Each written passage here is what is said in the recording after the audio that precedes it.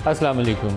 रवां साल के लिए इकनॉमिक सर्वे जारी किया गया और कल बजट का ऐलान होगा। इकनॉमिक सर्वे के जो दादो शुमार हैं अभी तक तो मेरी अकल से काफ़ी बाला बाला हैं, मैं उनको पूरे तरीके से समझ नहीं पाया, क्योंकि ग्रोथ का एक ख़ास नंबर होता है जो इकनॉमिक सर्वे में जारी किया जाता है। 2.68% GDP ग्रोथ दिखाई गई है। टारगेट 3.6 का था, तो टारगेट हमने कहा मिस कर दिया, 2.68 हासिल की है।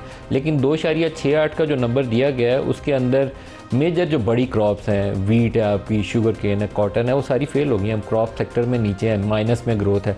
लेकिन हम किया है कि हमने लाइफ स्टॉक के अंदर गाय भैंसों और गधों की तादाद में इजाफा दिखा दिया। अब गधों की तादाद अगर तो ये गिन के हैं तो फिर तो ठीक है कि मुल्क में 1 लाख गधे बढ़ गए हैं और कितना 10 लाख के 20 लाख वो जो है गाय भैंसें बढ़ गई हैं। अगर उसके बगैर इन्होंने टेबल पर बैठ के नंबर गधों का डाला है तो फिर मेरे ख्याल में पूरी कौम को गधा बनाने की कोशिश है, जो नहीं करनी चाहिए। इसी तरीके से इंडस्ट्रियल सेक्टर में 4.77% ग्रोथ दिखाई गई है। अब लार्ज स्केल मैन्युफैक्चरिंग नेगेटिव में है पिछले कई सालों से, और लार्ज स्केल मैन्युफैक्चरिंग माइनस में होते हुए जो बिजली का है, वाटर का शोबा है और कंस्ट्रक्शन का शोबा है उसके अंदर ग्रोथ दिखा दी है। अब उसको इन्होंने स्मॉल स्केल मैन्युफैक्चरिंग के लिए भी कोई सर्वे नहीं किया और इस दूसरे एरिया के लिए भी नंबर की एस्टिमेशन इन्होंने किस तरीके से किया, क्वेश्चनेबल है। इसके ऊपर इनको मज़ीद सवाल जवाब करके लोगों को वजाहत करनी चाहिए। एटलीस्ट मैं एज ए जर्नलिस्ट मुतमईन नहीं हूँ जो इन्होंने अदादो शुमार जिसका ऐलान किया है कि ये किस बुनियाद के ऊपर इन्होंने जमा तफरीक की है। हमारी GDP की जो एस्टिमेशन का प्रोसेस है काफ़ी फॉल्टी है। कुछ नंबर्स ऐसे हैं जो हम 1996 या 2006 के सर्वे हैं उसके ऊपर सिर्फ प्रोजेक्शंस लेते हैं। 2025 में बैठ के 2006 की जो एक सर्वे की हुई है उसके ऊपर प्रोजेक्शन लिए जा रहे हैं, तो ये दुरुस्त नहीं है तरीकाकार। इसको हमें बदलने की ज़रूरत है, हमें रियलिटी के करीब आना चाहिए। सबसे बड़ी जो अचीवमेंट जिसका ये क्रेडिट गवर्नमेंट क्लेम कर रही है वो ये है कि हमने महंगाई की शरह जो 40% खुद अपनी नालायकी से PDM की हुकूमत ऊपर लेकर गई थी उसको हम कुछ 4.5% के करीब ले आए। अब महंगाई की शरह में कमी आई है, उसके अंदर सबसे बड़ा जो कंट्रीब्यूटिंग फैक्टर है वो आपकी वीट की प्राइसेस हैं जो कोलैप्स कर गई हैं, और उसकी कॉस्ट कितनी बड़ी पाकिस्तान पे कर रहा है कि इस साल भी वीट नीचे चली गई और अगले साल भी सोइंग सीज़न नहीं है। पूरा किसान चीखें मार रहा है कि हमने 4,000-5,000 के वादे के ऊपर वीट लगाई थी लेकिन हमारी 2,000 पे भी किसी ने वीट उठाई नहीं। उससे आपकी इन्फ्लेशन गिर गई और इंटरनेशनल जो फ्यूल ऑयल प्राइसेस हैं वो गिरी हुई हैं, उस वजह से आपकी इन्फ्लेशन गिर गई है। तो आपकी पॉलिसी का उसमें कंट्रीब्यूशन कितनी है ये भी अभी एक समझने की ज़रूरत है। आगे चलेंगे प्रोग्राम में तो अपने मेहमानों से पूछेंगे। अनएम्प्लॉयमेंट, इसके ऊपर बहुत ज़्यादा जिक्र होना चाहिए था। आपकी साल के बाद, हर साल के बाद अब ग्रोथ नीचे जा रही है। पिछले 3 या 4 सालों में आप 1.5% की शरह से ग्रो कर रहे हैं और आपकी जो पॉपुलेशन ग्रोथ रेट है वो 2.5% से ऊपर है। तो आपकी अनएम्प्लॉयमेंट यहाँ से यहाँ आ जानी चाहिए थी। जो वर्ल्ड बैंक ने एक हमारा पॉवर्टी के ऊपर सर्वे जारी किया है वो शो करता है कि हमारी पॉवर्टी को 40-45% पे पहुंच गई, और अगर डेवलप कंट्री वाला वो पैमाना हम लगाएं तो 88% पॉपुलेशन जो है वो हमारी ख़ते गुर्बत से नीचे है। इसका आसान लफ्ज़ों में मतलब ये है कि हमने जो मिडिल क्लास थी उसको मुकम्मल तौर पर ख़त्म कर दिया, ग्रोथ एक्टिविटी को किल कर दिया हमने, और उसके बावजूद हम कोशिश कर रहे हैं कि हमारी टैक्स भी ज़्यादा आएगी, इकॉनमी को हम रोज़ी पिक्चर भी पेंट करेंगे, नई इंडस्ट्री भी लगेगी। कहाँ से लगेगी भैया? तो आज के प्रोग्राम में इन इश्यूज़ पर बात करने के लिए हमारे साथ हैं डॉक्टर रफ़ी साहब, पाकिस्तान के साबिक़ वज़ीर ख़ज़ाना है। इसके अलावा आरिफ हबीब साहब, मोहम्मद सुहेल साहब और आसिफ पीर साहब, ये सब हमें प्रोग्राम में ज्वाइन करेंगे। जो ग्रोथ के एस्टिमेट्स हैं वो आम तौर पर उसके ऊपर बहुत ज़्यादा बहस की जानी चाहिए, इसलिए कि आपने जो फ्यूचर की फोरकास्ट हैं सारी उन्हीं नंबर्स को बुनियाद बनाकर आगे जाके लेनी है। आप पॉपुलेशन का नंबर लेते हैं, साथ ग्रोथ एस्टिमेशन करते हैं, और ख़ास तौर पर पाकिस्तान जैसी इकॉनमी जिसका एग्रीकल्चर सेक्टर के ऊपर बहुत ज़्यादा इन्हिसार है, उसी एग्रीकल्चर सेक्टर के ऊपर ही अगर एस्टिमेशन बहुत फॉल्टी होगी तो फिर क्या करेंगे? इस वक्त आप लार्ज स्केल जो मैन्युफैक्चरिंग है उसको भी आप माइनस में दिखा रहे हैं, जो बड़ी क्रॉप्स हैं उसको भी आप माइनस में दिखा रहे हैं। तो इसका मतलब है कि हमारी पॉलिसी में कुछ ऐसा गलत ज़रूर था।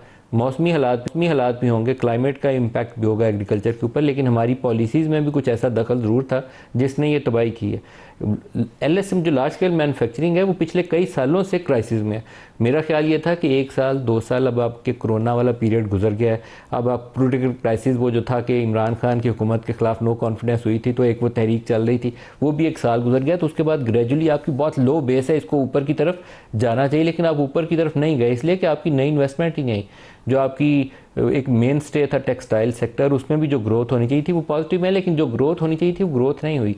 एक साल वो स्पेशल एक फैसिलिटी दी गई थी टर्फ के नाम से, तो उस टर्फ की वजह से कुछ मशीनरी इंपोर्ट हुई, तो एक साल में ग्रोथ नज़र आई, उसके बाद वो दोबारा फ्लैट हुआ हुआ है। तो कहीं पे ऐसी फंडामेंटली हमारी पॉलिसीज़ के अंदर वो खला और खामी मौजूद है, जिसकी वजह से हम जो ग्रोथ लेना चाह रहे हैं वो ग्रोथ ले नहीं पाए हैं।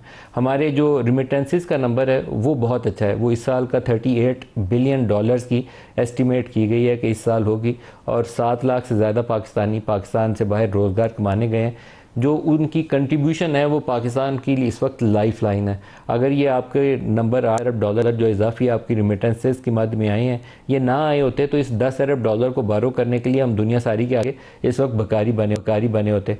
तो ये एक सिचुएशन है। एक्सपोर्ट में बहुत ज़्यादा कोई रोज़ी पिक्चर नहीं है जो दुनिया को सक्सेस स्टोरी के तौर पर पेश की जा सके। वो हम 28-30 अरब डॉलर की रेंज में फंसे हुए हैं, अभी भी फंसे हुए हैं। ना कुछ नई इंडस्ट्री लगाएंगे, ना नई इन्वेस्टमेंट आएगी, ना आपके एक्सपोर्टेबल सरप्लसेस बनेंगे, तो ना आप दुनिया के सामने वो चीज़ें बेच सकेंगे। आरिफ हबीब साहब प्रोग्राम के आगाज़ में हमारे साथ शामिल हो रहे हैं। आरिफ साहब अस्सलाम वालेकुम। जी वालेकुम अस्सलाम। आरिफ साहब, जो ओवरऑल इकनॉमिक सर्वे के अदाद शुमार है, आपका उसके ऊपर क्या तज्ज़िया है? आई थिंक ये इसको हम क्रिकेट की लैंग्वेज में कहते हैं कि रन ऑन द बोर्ड हैं, कि रन्स ऑन द बोर्ड जो है वो है कि जो है इन्फ्लेशन कम है, इंटरेस्ट रेट गिरे हुए हैं। आई थिंक हमारा जो प्राइमरी सरप्लस का टारगेट जो है वो अचीव हो गया है। हमारा जो बजट डेफिसिट जो है वो टारगेट उसमें हमने एक्सीड किया है। ग्रोथ में हम थोड़े से बिहाइंड हैं, जो ग्रोथ जो है वो नहीं अचीव हो सकी है। बाकी दूसरे जो अशारिये हैं मैक्रो इकोनॉमिक वो I think are on course. तो अब ये इन नंबरों के साथ जो है हम नए फाइनेंशियल ईयर में जब इंटर हो रहे हैं, तो अब डिपेंड करता है कि कल का बजट जो है वो ये किस तरीके का जो है वो अनाउंस होता है, क्योंकि उसमें आप वो टारगेट कर रहे हैं, वो कह रहे हैं कि हम अगले साल का जो है ग्रोथ टारगेट होगा वो 4.2% होगा। तो 4.2% टारगेट अचीव करने के लिए ज़ाहिर agriculture and industry particularly large scale manufacturing को इंसेंटिवाइज करना होगा, तो जाके ये जो है वो ग्रोथ टारगेट अचीव हो सकेगा। जो आपकी स्टॉक मार्केट है सर, वैसे तो उसका इकोनॉमिक सर्वे से सच ग्रोथ के नंबर से कोई ताल्लुक नहीं है, लेकिन मुझे लगता है कि वो ग्राउंड रियलिटीज़ हमारी एक तरफ है, लेकिन स्टॉक मार्केट किसी और ही दुनिया में है। स्टॉक मार्केट तो बूमिंग है इस वक्त आपकी। जी आई थिंक देखिए नदीम भाई, आप जो इंटरेस्ट रेट कम हुए ना 22 से 11%, तो सिर्फ स्टॉक मार्केट उस इंटरेस्ट रेट के आधे होने की वजह से जो है वो 100% वैल्यूज़ जो है वो बढ़ जानी चाहिए, तो वो बढ़ी है। उसकी वजह से फिर बहुत ज़्यादा हमारी मार्केट अंडर वैल्यू भी थी। तो चूंकि फिर उसके बाद जब IMF के साथ हमारे मामला जो है ऑन ट्रैक आ गए, तो उसके बाद फिर जो है वो मार्केट ने रिस्पॉन्ड। फिर आई थिंक उससे पहले जो ज़्यादातर इन्वेस्टमेंट जा रही थी वो डॉलर्स में जा रही थी, गोल्ड में जा रही थी, फिक्स इनकम सिक्योरिटीज़ में जा रही थी, तो अब वो इतने ज़्यादा अट्रैक्टिव नहीं रहे। तो फिर जो है ये स्टॉक मार्केट, और स्टॉक मार्केट में जनरली आपने देखें कि कंपनीज़ की प्रॉफिटेबिलिटी ग्रोथ जो है वो इम्प्रेसिव रही है, और उनके डिविडेंड यील्ड्स वगैरह भी जो है वो अच्छे रहे हैं। तो उसकी वजह से, और ज़ाहिर है हम IMF के प्रोग्राम में होते हैं तो फिर गवर्नमेंट जो है वो डिसिप्लिन भी हो जाता है, फाइनेंशियल डिसिप्लिन भी बेहतर रहता है, तो उसको वो रिस्पॉन्ड कर रहा है। तो अब आगे जाके आई थिंक ग्रोथ का जो है वो बहुत ताल्लुक है, क्योंकि आगे अगर आप प्रॉफिटेबिलिटी की फर्दर ग्रोथ देखना चाहते हैं तो उसमें फिर पर्टिकुलरली वो सेक्टर्स के जहाँ आइडियल कैपेसिटीज़ हैं, जहाँ ये अपनी उनकी प्रोडक्शन कैपेसिटीज़ फुल्ली यूटिलाइज नहीं है, उसको जो है इंसेंटिवाइज करके उनको बेहतर करके फिर हम हासिल कर सकेंगे फर्दर जो है प्रॉफिटेबिलिटी ग्रोथ अगले साल में। लेकिन आरिफ साहब, जो लार्ज स्केल मैन्युफैक्चरिंग है वो नेगेटिव है और पिछले कई सालों से बहुत बदहाली का शिकार है। आपकी जो अनएम्प्लॉयमेंट रेट है वो इस वक्त अलार्मिंगली ऊपर होना चाहिए। नंबर मुझे ये सर्वे से पूरी उसकी करेक्ट एस्टिमेशन वाज़ेह नहीं हुई कि उन्होंने किस तरीके से उसको एस्टिमेट किया। इवन इंडस्ट्रियल सेक्टर के अंदर आप जो डिफरेंट सब सेक्टर्स हैं उनकी भी देखें परफॉर्मेंस तो बहुत रोज़ी पिक्चर नहीं है। लार्ज स्केल मैन्युफैक्चरिंग और आपकी मेजर क्रॉप्स जो हैं वो आपकी फेल हुई हैं, नाकाम हुई हैं। तो आपकी जीडीपी के अंदर कुछ एक ऐसी पिक्चर नहीं है जिसको तसल्ली बख्श करार दिया जाए। नहीं, आप बिल्कुल सही कह रहे हैं। आप बिल्कुल सही कह रहे हैं कि जहाँ तक आवाम के फलाह की चीज़ें हैं, जहाँ से लोगों को रोज़गार मिलना है। देखिए, एग्रीकल्चर सबसे लार्जेस्ट एम्प्लॉयर है, फिर उसके बाद जो है वो इंडस्ट्री और उसमें कंस्ट्रक्शन जो है वो सेकंड लार्जेस्ट एम्प्लॉयर है। वहाँ के कोई हालात जो है वो अच्छे नहीं रहे और इसी वजह से पब्लिक प्रेशर फील कर रही है और पब्लिक का ये कहना है कि भाई अगर आपको मैक्रो इकोनॉमिक स्टेबिलिटी आ गई तो सो व्हाट, उसमें हमें क्या मिला। तो उसका यही हुआ है और वो सही कह रहे हैं कि जो इन्फ्लेशन हो चुका है, ये हम कहते हैं कि इन्फ्लेशन कम हो गया, तो इन्फ्लेशन तो फर्दर महंगाई का रेट कम हो गया, लेकिन जो महंगाई हो गई है उसका बर्डन तो सब लोगों के ऊपर अभी उसी तरह खड़ा हुआ है। और उससे बढ़कर ये कि पिछले साल सैलरी क्लास पे और टैक्स भी बढ़ा दिया, तो उनके लिए और मुश्किलात जो है वो बढ़ गई। तो जब मैं ये कहता हूँ कि अब ये मैक्रो इकोनॉमिक स्टेबिलिटी का दावा किया जा रहा है कि वो हमने अचीव किया है, तो अब उससे वो बोझ जो है लोगों के ऊपर कम करें। देखिए, पाकिस्तान में 3 बड़े मसले थे इन्वेस्टमेंट के, जो रुकावटें थी। वो हाई इंटरेस्ट रेट था, वो इंटरेस्ट रेट अभी 22 का 11 आया, लेकिन अभी भी ज़्यादा है और कम होना चाहिए। इलेक्ट्रिसिटी जो है वो रीजन में हाईएस्ट है, उसमें कुछ कमी हुई है, कुछ अनाउंसमेंट हुई है, लेकिन वो भी पूरी तरीके से अभी इम्प्लीमेंट अभी तक नहीं हुई है। वो था कि इफेक्टिव अप्रैल जो है वो रेट जो है वो कम होंगे, फिर जुलाई का वादा है कि जुलाई में मज़ीद कम होंगे। और तीसरा सबसे बड़ा जो इशू प्रॉब्लम है वो हाई टैक्सेशन रेट्स हैं। तो हमारे कॉर्पोरेट टैक्स रेट्स भी बहुत ज़्यादा हाई हैं, उसके ऊपर सुपर टैक्स, फिर ये कि सैलरीड क्लास पर टैक्स। तो वो इस हाई टैक्स रेट और हाई एनर्जी प्राइस पे तो अब मैं नहीं समझता कि कोई नई इन्वेस्टमेंट हो। अब लकीली ये है कि पाकिस्तान के पास आइडियल कैपेसिटीज़ मौजूद हैं, उस पर इनको ज़ाहिर है स्ट्रेटजी करनी होगी कि जिसकी वजह से वो आइडियल कैपेसिटीज़ यूटिलाइज हों और उससे फिर ये है कि ग्रोथ भी आए, लोगों को जो है रोज़गार के मौके भी मिलें, गवर्नमेंट के रेवेन्यूज़ भी जो है वो बढ़ें। तो उस पर आई थिंक गवर्नमेंट को बैठ करना होगा और वो कल के बजट से हमें पता चलेगा। दुरुस्त है। आसिफ पीर साहब, सीईओ है सिस्टम्स लिमिटेड, वो हमें ज्वाइन कर रहे हैं। आसिफ साहब, ओवरऑल हमारे पास आईटी सेक्टर के नंबर्स हैं, उसमें नज़र आ रहा है कि ग्रोथ है आईटी सेक्टर के अंदर, और फ्रीलांसिंग का भी नंबर दिया गया कि $400 मिलियन आया है और एंड ईयर में हो सकता है 30 जून तक ये $500 मिलियन या $550 मिलियन तक 30 जून तक नंबर चले जाए। ओवरऑल इस सेक्टर की परफॉर्मेंस के ऊपर आपका तजिया, और कल बजट भी आना है, तो आप क्या चीज़ें क्या लाहे अमल आप तय करते हैं?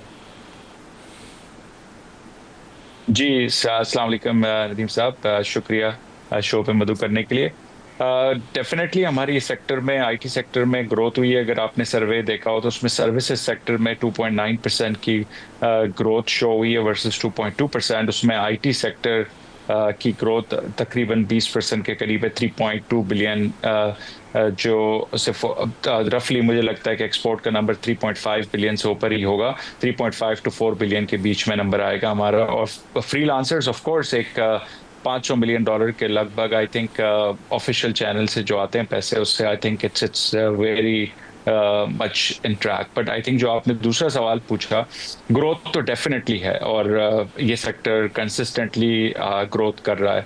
बट अगर आप ये देखेंगे सर कि इसमें जो हमारे सेक्टर को क्या चाहिए, एक ह्यूमन रिसोर्सेज, राइट। और ह्यूमन रिसोर्सेज, अभी आपने आरिफ साहब ने भी अभी एक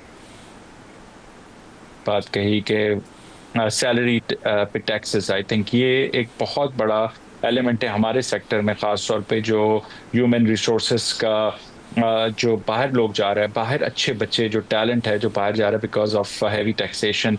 और ये एक बात समझने की इसमें बहुत ज़रूरत है। हमारे सेक्टर में जो एवरेज सैलरी है, मैं आईटी की बात कर रहा हूँ, बीपी और कॉल सेंटर्स की, दो अलग अलग हिस्से हैं, बट आईटी सेक्टर में जो डेवलपर्स या जो आर्किटेक्ट्स और जिस तरह के लोग हमको चाहिए होते हैं, एक्सपोर्टेबल टैलेंट, उनकी average salary anywhere between $1,000 to $2,000 होती है। अगर वो टैक्स उन टैक्स ब्रैकेट्स में अगर सैलरी में ब्रेक नहीं मिला, tax break, so I think it will be definitely very very disturbing for lot of people, because I think inflation तो डेफिनेटली कम हुआ है, बट अगर आप 2 साल पहले से देखें कंपाउंडेड इन्फ्लेशन देखेंगे तो वो तो काफ़ी बढ़ गया है, तो डेफिनेटली पीपल आर स्ट्रगलिंग। और दूसरी आई थिंक मैं एक और बात भी कहूँगा मिनिमम वेज के बारे में भी। आई थिंक बीपीओ सेक्टर में 500 रुपये, और आई थिंक दूसरे सेक्टर्स के अंदर भी, तो मिनिमम वेज भी आई थिंक हमें ज़रूर देखनी चाहिए, बेस्ड ऑन नॉट जस्ट नरी number of this year, but of course compare compounding for 2 years and what we have done, कि हमने इसको बढ़ाया है। और दूसरा आई थिंक फ्रीलांसर्स की आपने बात की, तो फ्रीलांसर्स में एक्सपोर्ट को बढ़ाना और फ्रीलांसर्स को बढ़ाना बहुत आई थिंक रिलेटिवली आसान है। उसके लिए आई थिंक एक ट्रस्ट डेवलप करने की ज़रूरत है। अभी भी लोग, मैं ये समझता हूँ कि अभी भी पूरे लोग पाकिस्तान में एक्सपोर्टर और फ्रीलांसर्स पूरे पैसे through proper channel which is state bank नहीं लेके आ रहे। तो आई थिंक हमने एक प्रपोजल दिया था कि रोशन डिजिटल अकाउंट के तहत जिस तरह आरडीए सॉफ्टवेयर कंपनी के लिए भी अगर इस तरह की कोई चीज़ तजवीज़ की जा सके, ताकि लोग पैसे लेके आएँ और अपनी मर्जी से लेके जा भी सकें और इन्वेस्ट करें, और एक फ्रीली इकोनॉमी चले। और जाहिर है आपको भी पता है नदीम साहब के कोई भी बिजनेस ऐसा नहीं है कि जो पैसे लेके आएंगे वो सारा कोई भी पैसे वापस लेके जा ही नहीं सकता, क्योंकि उसकी यहाँ कॉस्ट है। बट एक ट्रस्ट फैक्टर आ जाएगा और एक आपको रिटर्न भी जो आपको मिलता है रोशन डिजिटल अकाउंट, बाहर आप पैसे रखेंगे डॉलर में तो आपको वो रिटर्न भी नहीं मिलेगा जो आरडीए आपको प्रोवाइड करता है। तो इस तरह की फैसिलिटी बनानी बहुत ज़रूरी है। इससे I think unofficial IT export will come to an official, वो एक आपको लो हैंगिंग फ्रूट है जिससे हमें ज़्यादा रेमिटेंस चाहिए। और मेरी रिक्वेस्ट है आई थिंक ये जब होता है तो हमारी इंडस्ट्री को भी जितना मैक्सिमम हमें मिनिमम जितनी ज़रूरत है उससे ज़्यादा पैसे बाहर नहीं रखने चाहिए और मुल्क में पैसे लेके आए एक्सपोर्ट, हमें डॉक्यूमेंटेड एक्सपोर्ट हमें बढ़ाने की ज़रूरत है सर। बिल्कुल सही। मैं दोबारा आपकी तरफ आता हूँ। नदीम उल हक साहब हमें ज्वाइन कर रहे हैं, बहुत आप हमें ज्वाइन कर रहे हैं। जो ग्रोथ के नंबर दिए गए हैं 2.68, बड़ी फसलें बताया गया है नाकाम हो गई, लार्ज स्केल मैन्युफैक्चरिंग भी जो है वो नेगेटिव ग्रोथ में है, लेकिन टोटल 2.68% की शरह से ग्रोथ दिखाई गई है। आप तो प्लानिंग कमीशन को हेड करते रहे हैं, आप इस एस्टिमेशन से मुतमईन हैं? नहीं जी, मेरा ख्याल कोई भी मुतमईन नहीं है। ये तो हुकूमत करती है पॉलिटिकल रीजंस की वजह से। इसमें गाड़ियों की भी मैन्युफैक्चरिंग 40% बढ़ गई है, स्मॉल स्केल की भी बढ़ गई है, वगैरह वगैरह लॉट्स ऑफ थिंग्स के ऊपर मैंने आर्टिकल भी लिखा हुआ है आज अखबार में कल परसों। तो ये तो एक है प्रॉब्लम, ठीक है, हुकूमतें करती हैं, अनफॉर्चुनेटली अगले साल रिवाइज कर देंगे, लोअर कर देंगे, कोई बात नहीं। लेकिन सर ये थोड़ा सा पूरा प्लानिंग का जो प्रोसेस है उसका बेड़ागर करने के मुतरादिफ नहीं है कि आपने पॉवर्टी की एस्टिमेशन भी दुरुस्त नहीं करनी है, आपने अनएम्प्लॉयमेंट की भी दुरुस्त नहीं करनी है, आपने जीडीपी ग्रोथ के नंबर भी दुरुस्त नहीं करने, तो फिर तो आपकी प्लानिंग तो स्टार्ट से ही गलत होगी ना। प्लानिंग तो नदीम साहब मेरा ख्याल जब प्लानिंग कमीशन में था उससे पहले से भी लिख रहा हूँ कि प्लानिंग को एक बहुत डीप चेंज की जरूरत है। किताब भी लिखी हुई है इस पे कि planning has to come into the 21st century. ये हक हैग महबूबुल्लाह खरट हार्वर्ड वाइजरिया ग्रुप का मॉडल 1956 का भी तक हम चला रहे हैं। जरा आगे बढ़े ना, we have to change this model. Number 2, PSTP को खत्म कर देना चाहिए। मैंने बहुत लिखा हुआ है, पीएसटीपी खत्म कर दें। ये जो बंदरबांट एमएनएस की है और जो एक ब्रिक एंड मोटर का तमाशा है कि आप चीजें बनाई जाती हैं उनको यूज नहीं करते। आपने 150 यूनिवर्सिटीज बना दी है जिनमें प्रोफेसर कोई नहीं है। आपने फ्लाईओवर हाईवेज बना दिए जो यूज नहीं होते। आपने मेट्रो बना दिया, बस की जगह आपने सीमेंट लगा दिया। तो बड़ी बड़ी गलतियां। आपने पावर प्लांट लगा दिए बेवकूफ वाले, क्योंकि इतनी जल्दी में होते हैं। They don't want to do PC1 तो भरना नहीं चाहते। जब मैं वहां तो तब भी था, रोते रहते थे PC1 तो भरो। वो PC1 एमएनए भर के लिया था, खत्म करो, अब मुझे दे दो भाई। PC1 भरना मीन्स कॉस्ट बेनिफिट एनालिसिस, उस पर किताबें लिखी गई हैं। फिजिबिलिटी वो तो हमने करनी नहीं है। तो ये निजाम टूट चुका है, इसको खुदा के बस इंडिया ने बदल दिया, अब हम भी बदले। बहुत जोर लगाए इस पर, जोर लगाए, मीडिया बोले इस पे, ये निजाम खत्म करे।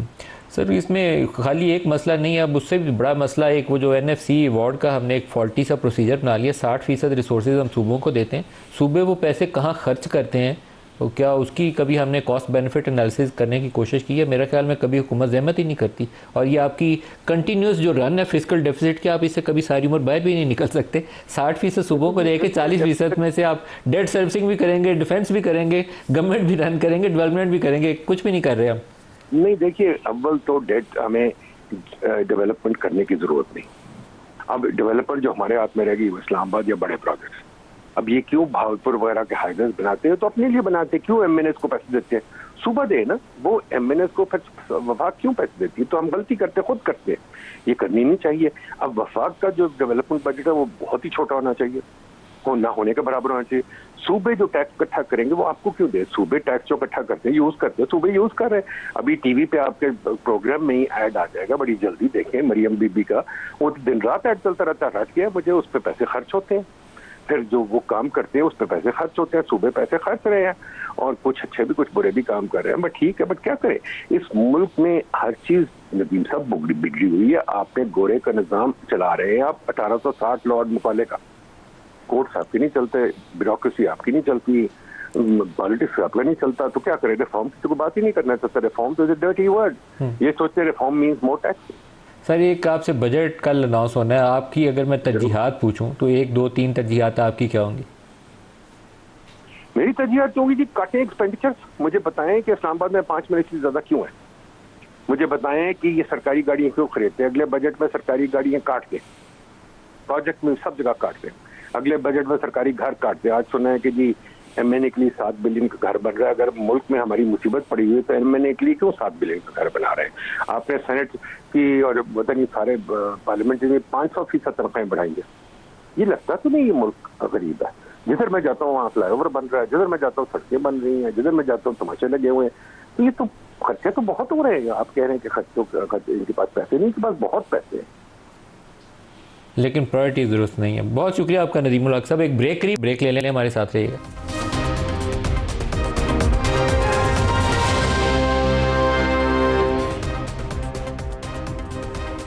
Welcome back. मोहम्मद सुहेल साहब मारूफ इकोनॉमिस्ट भी हमें ज्वाइन कर रहे हैं। सुहेल साहब, आपका शुक्रिया। अभी ब्रेक में जाने से पहले आसिफ पीर साहब और आरिफ साहब दोनों का ख्याल ये था कि ये जो सैलरीड क्लास के ऊपर टैक्सों की शरह है, इसके ऊपर कुछ रद्दोबदल करने की बहुत ज़रूरत है। तो कल बजट आने वाला है। एक तो बेसिक इनकम थ्रेशोल्ड हमारी बहुत कम है, पता नहीं 6 लाख है या कितनी है। मेरी तो ख्याल है कि इसको 1 लाख करना चाहिए। 1 लाख वाला आजकल गरीब आदमी अपने घर के बिजली के बिल देकर, किराया देकर, उसके बाद मुश्किल से अपने बच्चों को रोटी खिला पाता है।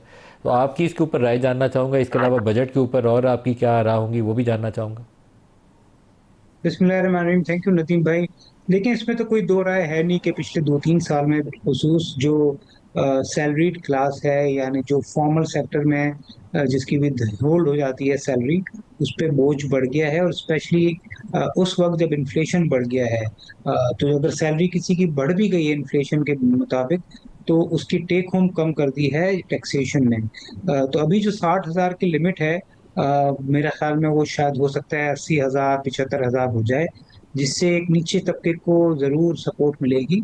दूसरा, मेरे ख्याल में जो हुकूमत ने पिछले साल एक चीज की थी जिसका असर हुआ है, जो हाई सैलरीड क्लास है, वो 1 करोड़ के ऊपर एक तरह से उन्होंने एडिशनल टैक्स लगा दिया है।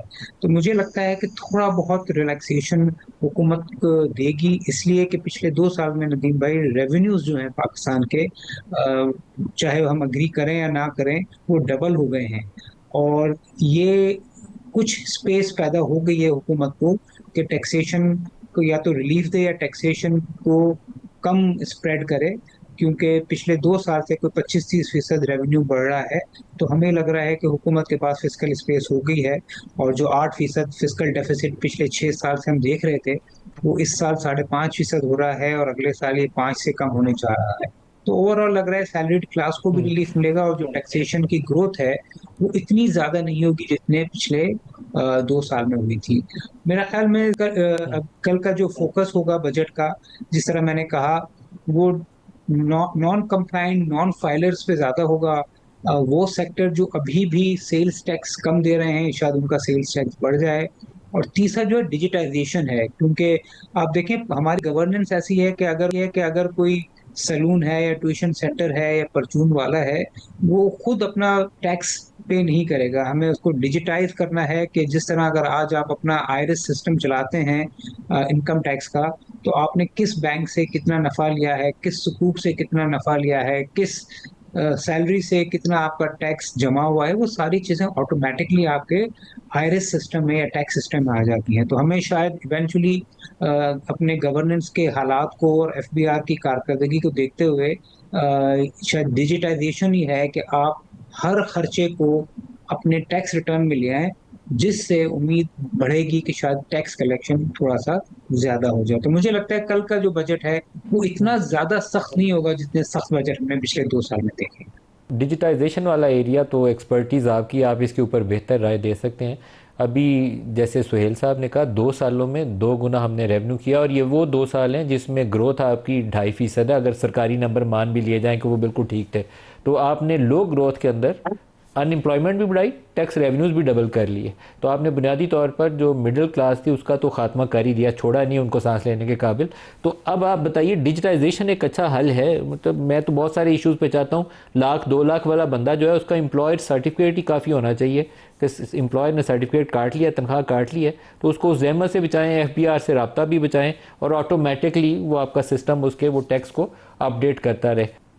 देखिए ये जो आपका सिंप्लीफाइड आइडिया है वो एम्प्लॉयर सर्टिफिकेट। जी जी, सर्टिफिकेट देखिए दो चीजें हैं। रिटर्न तो उसका हम अज्यूम करें कि अगर एम्प्लॉयर ने काटा है, जिसकी तनख्वाह कम है, वो फाइल हो गया, मगर वेल्थ टैक्स तो उसने फाइल करना ही है ना। अगर एक बंदा है जिसकी 2 लाख तनख्वाह है, मगर उसकी जो सेविंग है वो 50 लाख हो गई है, 1 करोड़ हो गई है, तो उसको अपना वेल्थ तो फाइल करना है ना, क्योंकि उस पर भी तो उसको टैक्स देना है। तो मेरे ख्याल में इसको ये कह सकते हैं जो आप कह रहे हैं कि हम टैक्स रिटर्न का फाइलिंग और वेल्थ टैक्स की जो फाइलिंग है उसको सहल बनाएं, आसान बनाएं। आई थिंक उस पर भी थोड़ा सा काम हो रहा है। बहुत सारी ऑनलाइन टैक्स फाइलिंग एप्स आ गई हैं, कंपनीज आ गई हैं, जिससे काम काफी सहल तो हो गया, मगर इसको और भी आसान बनाने की जरूरत है। क्योंकि देखें चक्कर यही है ना कि रिटर्न इटसेल्फ इज नथिंग। क्योंकि जो बड़े हमारे यहाँ इलीट लोग हैं, जिनके पास अरबों रुपए हैं, उनकी कोई तनख्वाह नहीं है, ठीक है, उनका कोई रिटर्न नहीं है, मगर इसका मतलब ये तो नहीं है ना कि वो टैक्स रिटर्न फाइल ना करें। तो आई थिंक टैक्स रिटर्न को करना चाहिए, उसको उसको सहल बने। और हमने देखा है पिछले सालों में 3-4 साल से, जब से ये डिजिटाइजेशन शुरू हुई है, हमने टैक्स रिटर्न भी बढ़ते हुए देखे हैं। मगर मेरे हिसाब से टैक्स रिटर्न का बढ़ जाना इटसेल्फ इज नथिंग। हमें टैक्स कलेक्शन को भी बढ़ाना है। और टैक्स कलेक्शन हमने देख लिया है कि एफबीआर के नोटिस से तो शायद नहीं बढ़ती, डिजिटाइजेशन से या ऑटोमेटिकली जिस तरह हम कहते हैं विदहोल्ड हो जाता है सैलरी क्लास का टैक्स, इसी तरीके से बढ़ रही है। तो मेरे ख्याल में हमें टैक्स कलेक्शन का सिस्टम है, उसको एफिशिएंट करना है, और उसको सहल बनाना है। आसिफ पीर साहब, जो पाकिस्तान में तगड़े लोग हैं उनकी आमतौर पर टैक्स रिटर्न देखें तो 1,000 में से एक बंदा शायद आपको मिलता होगा कि जिसका एक रिस्पेक्टेबल टैक्स फिगर उसके नाम के आगे लिखा हो। पार्लियामेंटेरियंस का पढ़ें तो उनकी जो सैलरी से टैक्स कटता है आमतौर पे वही लिखा होता है। बड़े अमीर लोग हैं, बड़ी बड़ी गाड़ियों में आते जाते हैं, टैक्स नहीं देते हैं। यहाँ आपकी आईटी और आपकी कंप्यूटर कुछ हमें हेल्प कर सकती है, अगर पूरा सिस्टम डिजिटाइज हो, उनकी टैक्स चोरी करने की जो कैपेसिटी है ना उसके ऊपर कुछ चेक लगाने की ज़रूरत है।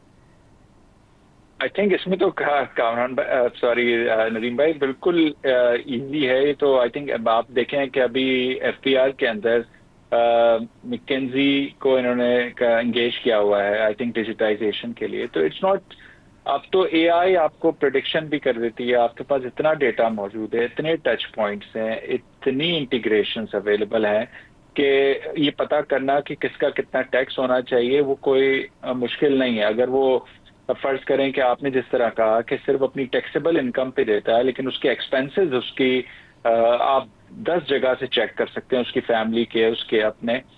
तो अगर वो आप, और इसमें कोई इशू ही नहीं है, आई डोंट थिंक सो, क्योंकि नादरा से इंटीग्रेशन मौजूद है, सारे इदारे मौजूद हैं, आपके इलेक्ट्रिसिटी से लेके, आपके सेल फोन से लेके, आपके ट्रैवल से लेके, एवरीथिंग इज पॉसिबल।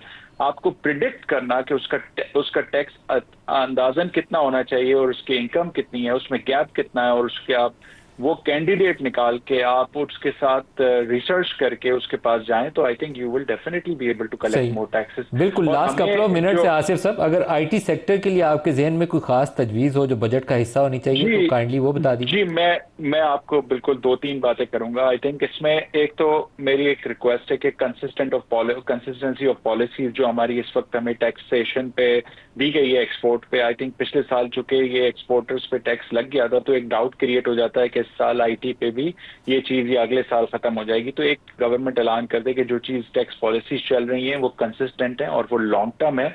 इस लॉन्ग टर्म कंसिस्टेंसी और इस तरह बताने से आपकी कॉन्फिडेंस बढ़ता है और लोग मुतमईन होकर काम करते हैं। दूसरा, आई थिंक अब मैं बहुत फोकस करना चाहिए, हमारे पास लो हैंगिंग फ्रूट है फ्रीलांसर्स। आई थिंक हमें एआई के जमाने में एआई ने वो डिसरप्शन करनी है और डिसरप्शन कर दी है और डिसरप्शन होगी, इसमें कोई दो राय नहीं है। तो हमें फ्रीलांसर्स और जितने भी हैं इनकी रजिस्ट्रेशन पे फोकस करना चाहिए।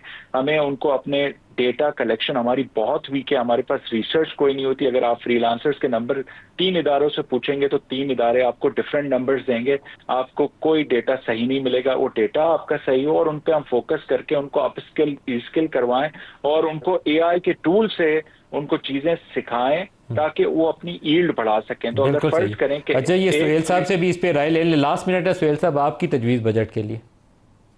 देखिए, मेरे ख्याल से जो जो आसिफ ने कहा काफी हद तक, अब जो टैक्स के रिटर्न्स हैं उसमें इनकम आ रही होती है चंद एरिया से, एक्सपेंसेस नहीं आ रहे होते। तो हुकूमत को मेरे ख्याल में, मैं तो काफी 10-12 साल से कहता हूँ, कैश स्पेंडिंग को डिसइंसेंटिवाइज करना है या पनिश करना है, और कार्ड स्पेंडिंग या वर्चुअल स्पेंडिंग है या ऑनलाइन स्पेंडिंग को प्रमोट करना है। ये तो पहला हिस्सा है। दूसरा हिस्सा ये है कि वो एक्सपेंसेस जो हैं, जो नदीम साहब अपने क्रेडिट कार्ड पे या अपने जायज कैश पे दे रहे हैं, उसको टैक्स रिटर्न का हिस्सा बनाए। और अगर उसके एक्सपेंसेस उसकी सैलरी से ज्यादा हैं या वो अलाइन नहीं कर रहे जिस तरह आसिफ साहब कह रहे हैं थ्रू एआई, तो उसका टैक्स रिटर्न फाइल ही नहीं होना चाहिए। और अगर टैक्स रिटर्न फाइल नहीं होगा तो वो नॉन बिल्कुल फाइलर सही। हो जाएगा और वो पीनलाइज होगा। तो मेरे ख्याल में ये है ना, डिजिटाइजेशन के इकदाम में एक स्टेप इनकम से बढ़ा के टैक्स रिटर्न में एक्सपेंसेस के डेटा को भी इंटीग्रेट करने की जरूरत है। मोहम्मद सुहेल साहब, आसिफ हबीब साहब, सबका बहुत शुक्रिया। आज के लिए इतना ही, इजाज़त दीजिए। अल्लाह हाफ़िज़।